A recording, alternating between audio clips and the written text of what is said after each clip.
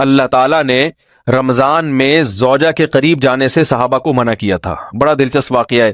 رمضان کی راتوں میں بھی زوجہ کے قریب جانے سے منع کیا تھا. ایک صحابی تھے، وہ رات میں کہیں چلے گئے. اب بڑے پریشان ہوئے، رسول اللہ صلی اللہ علیہ وسلم کے پاس آئے، عرض کیا یا رسول اللہ مجھ سے غلطی ہوئی، رمضان کی رات میں نے اپنی زوجہ کے قریب چلا. آپ نے فرمایا کیوں؟ وہ بڑا دلچسپ واقعہ ہے، بس بظاہر تھوڑا حیا کے خلاف بھی ہے لیکن اتنا بھی نہیں ہے. وہ کہہ رہے میری زوجہ کہیں پانی بھرنے کے لیے جا رہی تھی، ان کی پنڈلی کھلی تو میری نظر بیوی کی پنڈلی پر پڑی اور میں بس پاگل ہو گیا بیوی کے عشق میں. میں یہ اس لیے بیان کر رہا ہوں کہ جو لوگ نظر کی حفاظت کرتے ہیں وہ بیوی کے عشق میں پاگل ہوتے ہیں.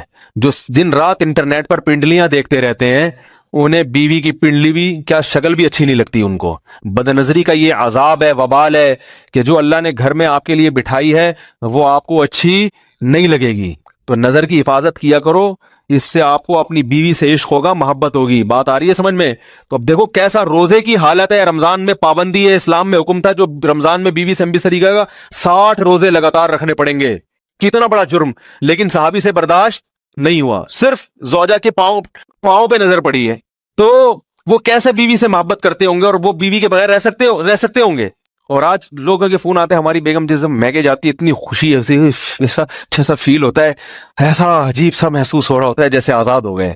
تو میں کہتا ہوں ظاہر ہے اب تمہیں موقع مل گیا کنڈی لگانے کا، ٹھیک ہے نا، اور آنکھ مٹکے کرنے کا، تو خوش تو ہو گئے.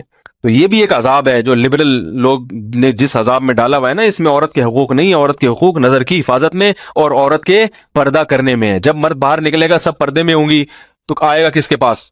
بیگم کے پاس ہی آئے گا. تو اتنے منہ کالا کرنے کے راستے کھول دیے ہیں تو ظاہر ہے پھر کامیاب ازدواجی زندگی نہیں ہوتی. تو نبی کے پاس آئے، عرض کیا یا رسول اللہ میں برداشت نہیں کر پایا. تو آپ مسکرا دیے.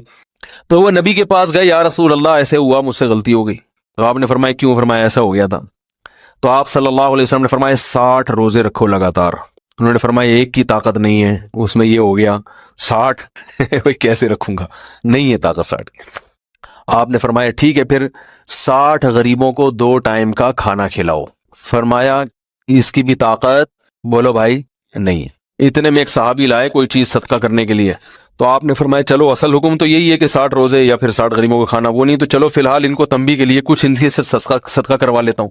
فرمایا چلو یہ فلاں خیرات کی ایک چیز لے کر آئے ہیں، تم یہ لے کے غریبوں میں بانٹ دو. انہوں نے فرمایا مجھ سے زیادہ غریب پورے مدینہ میں بھائی کوئی بھی نہیں.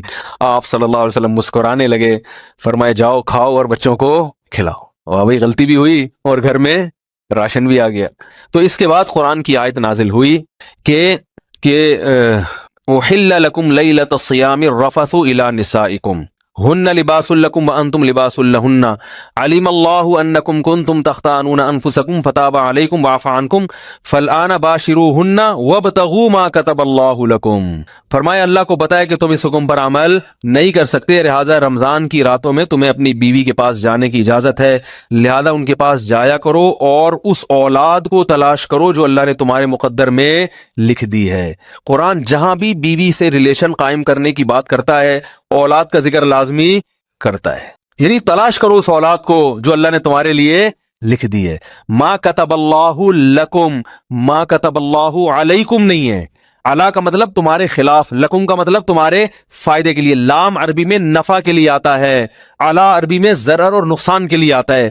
فرمایا یہ نہیں کہ اس اولاد کو تلاش کرو جو بطور پینلٹی کے اللہ نے تمہارے متھے لگا دی ہے، جو اللہ نے تمہارے فائدے کے لیے لکھ دی ہے. اس سے پتہ چلتا ہے اسلام اولاد کی کثرت پہ کس قدر حریص ہے. بات آ رہی ہے اور بھی اس بارے میں آیتیں ہیں قرآن مجید کی، مگر میں اب زیادہ تفصیل میں نہیں جاؤں گا.